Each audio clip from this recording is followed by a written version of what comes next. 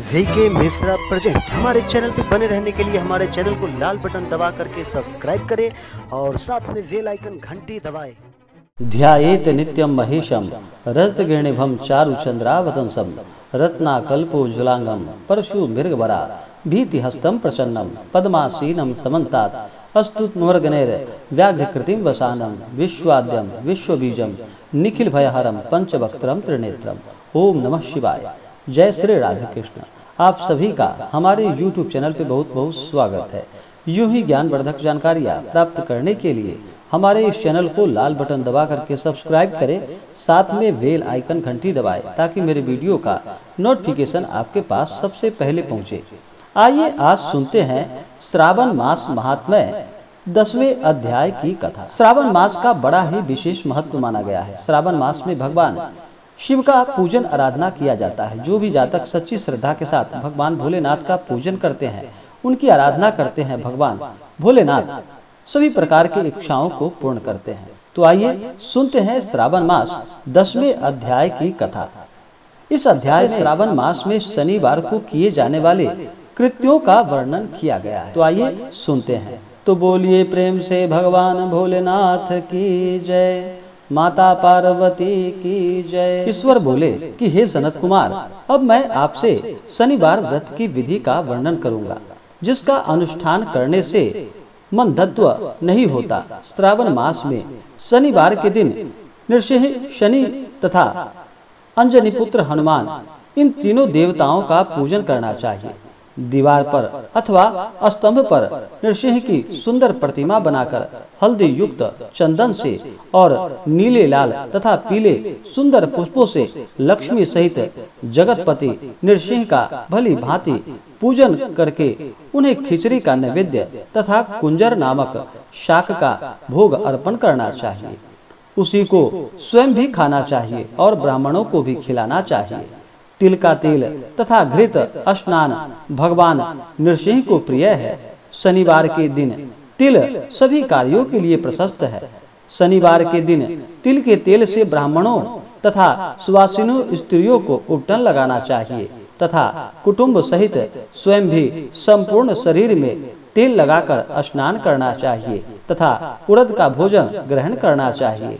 इससे भगवान नृसिंह प्रसन्न होते हैं। इस प्रकार श्रावण मास में चारों शनिवारों में इस व्रत को करना चाहिए। जो ऐसा करता है उसके घर में स्थिर लक्ष्मी का वास रहता है और धन धान्य की समृद्धि होती है। पुत्रहीन व्यक्ति पुत्र वाला हो जाता है और इस लोक में सुख को भोगकर अंत में वैकुंठ प्राप्त करता है। नृसिंह की कृपा से मनुष्य की चारों दिशाओं में व्याप्त रहने वाली उत्तम कृति होती है। हे सौम्य, मैंने आपसे नृसिंह का यह उत्तम व्रत कहा। हे सनत कुमार, अब शनि की प्रसन्नता के लिए जो करना चाहिए उसे सुनिए। एक लंगड़े ब्राह्मण और उसके अभाव में किसी ब्राह्मण के शरीर में तिल का तेल लगाकर उसे उष्ण जल से स्नान कराना चाहिए और श्रद्धा पूर्वक नृसिंह के लिए बताए गए अन्न अर्थात खिचड़ी उसे खिलानी चाहिए।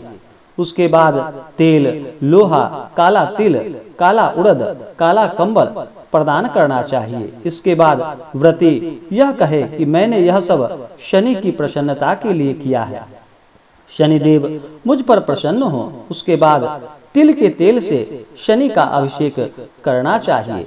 उनके पूजन में तिल तथा उड़द के अक्षत प्रशस्त माने गए हैं। हे मुने, अब मैं शनि का ध्यान बताऊंगा, आप ध्यान पूर्वक श्रवण कीजिए। शनैश्चर कृष्ण वर्ण वाले हैं, मंद गति वाले हैं, काश्यप गोत्र वाले हैं, सौराष्ट्र देश में पैदा हुए हैं, सूर्य पुत्र हैं, वर देने वाले हैं, दंड के समान आकार वाले मंडल में स्थित हैं, इंद्र नीलमणि तुल्य कांति वाले हैं, हाथों में धनुष बाण त्रिशूल धारण किए हुए हैं, गिद्ध पर आरूढ़ हैं, यम इनके अधि देवता हैं, ब्रह्मा इनके प्रत्यादि देवता हैं।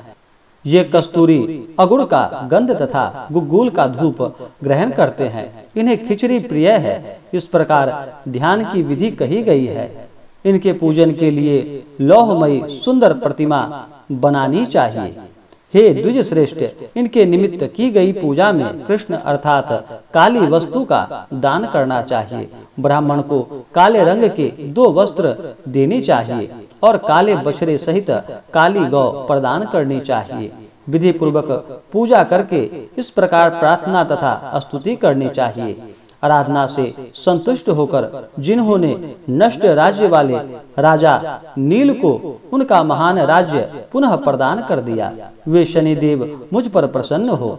नील अंजन के समान वर्ण वाले, मंद गति से चलने वाले और छाया देवी तथा सूर्य से उत्पन्न होने वाले उन शनैश्चर को मैं नमस्कार करता हूँ। मंडल के कोण में स्थित आपको नमस्कार है। पिंगल नाम वाले आप शनि को नमस्कार है। हे देवेश, मुझ दीन तथा शरणागत पर कृपा कीजिए। इस प्रकार स्तुति के द्वारा प्रार्थना करके बार बार प्रणाम करना चाहिए। 3 वर्णों ब्राह्मण, क्षत्रिय, वैश्य के लिए शनि के पूजन में सन्नो देवी इस वैदिक मंत्र का प्रयोग बताया गया है और शूद्रों के लिए पूजन में नाम मंत्र का प्रयोग बताया गया है। जो व्यक्ति दत्तचित्त होकर इस विधि से शनि देव का पूजन करेगा, उसे स्वप्न में भी शनि का भय नहीं होगा। हे विप्र, जो मनुष्य श्रावण मास में प्रत्येक शनिवार के दिन भक्ति पूर्वक इस विधि से इस व्रत को करेंगे, उन्हें शनैश्चर के द्वारा लेश मात्र भी कष्ट नहीं होगा। जन्म राशि से पहले, दूसरे, चौथे, 5वें, 7वें, 8वें, 9वें अथवा 12वें स्थान में स्थित शनि की सदा कष्ट पहुंचाता है। शनि की शांति के लिए क्षमाग्नि इस मंत्र का जप कराना बताया गया है। उनकी प्रसन्नता के लिए इंद्र नीलमणि का दान करना चाहिए।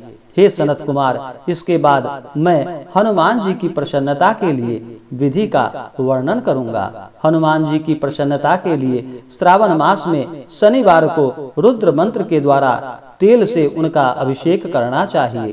तेल में मिश्रित सिंदूर का लेप उन्हें समर्पित करना चाहिए। जपा कुशु की मालाओं से, आक धतूर की मालाओं से, मंदार पुष्प की मालाओं से, बटक बड़ का पेड़ के नैवेद्य से तथा अन्य उपचारों से भी यथाविधि अपने सामर्थ्य अनुसार श्रद्धा भक्ति से युक्त होकर अंजनी पुत्र हनुमान जी की पूजा करनी चाहिए। इसके बाद बुद्धिमान को चाहिए कि हनुमान जी की प्रसन्नता के लिए उन्हें 12 नामों का जप करे। हनुमान, अंजनी सूत्र, वायुपुत्र, महाबल, रामेष्ट, फाल्गुन, सखा, पिंगाक्ष, अमित विक्रम, उदधिक्रमण, सीता, शोक विनाशक, लक्ष्मण, प्राणदाता और दशग्रीव दर्पहा, ये 12 नाम हैं। जो मनुष्य प्रातः काल उठकर इन 12 नामों को पढ़ता है, उसका अमंगल नहीं होता और उसे सभी संपदा सुलभ प्राप्त हो जाती है। इस प्रकार श्रावण मास में शनिवार के दिन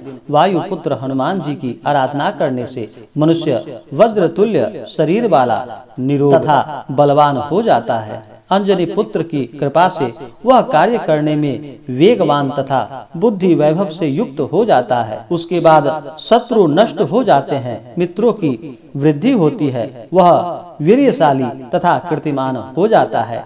यदि साधक हनुमान जी के मंदिर में हनुमत कवच का पाठ करे तो वह अनिमा आदि 8 सिद्धियों का स्वामित्व प्राप्त कर लेता है और यक्ष, राक्षस तथा वेताल उसे देखते ही कंपित तथा भयभीत होकर वेग पूर्वक 10 दिशाओं में भाग जाते हैं। हे सत्तम, शनिवार के दिन पीपल के वृक्ष का आलिंगन तथा पूजन करना चाहिए। शनिवार को छोड़कर अन्य किसी भी दिन पीपल के वृक्ष का स्पर्श नहीं करना चाहिए। शनिवार के दिन उसका आलिंगन सभी संपदाओं को प्राप्त कराने वाला होता है। प्रत्येक मास में 7 वारों में पीपल का पूजन फलदायक है, किंतु श्रावण मास में यह पूजन अधिक फल प्रदान करता है। इस प्रकार श्री स्कंद पुराण के अंतर्गत ईश्वर सनत कुमार संवाद में श्रावण मास महात्म्य में शनैश्चर, नृसिंह, हनुमत पूजन आदि शनैश्चर कृत्य कथन नामक 10वां अध्याय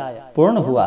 तो बोलिए प्रेम से भगवान भोलेनाथ की जय, माता पार्वती की जय, सर्वदेवी देवता की जय, हनुमान जी महाराज की जय, शनि देवता की जय, नृसिंह भगवान की जय। तो आशा करता हूँ कि यह जानकारी आपको अच्छा लगा हो। ऐसे ही ज्ञानवर्धक जानकारियाँ प्राप्त करने के लिए हमारे इस चैनल को लाल बटन दबा करके सब्सक्राइब करें, साथ में बेल आइकन घंटी दबाएं ताकि मेरे वीडियो का नोटिफिकेशन आपके पास सबसे पहले पहुंचे। वीडियो को लाइक और अपने मित्रों तथा दोस्तों के साथ शेयर करें। सुखी रहें और स्वस्थ रहें। जय श्री राधे कृष्ण। धन्यवाद।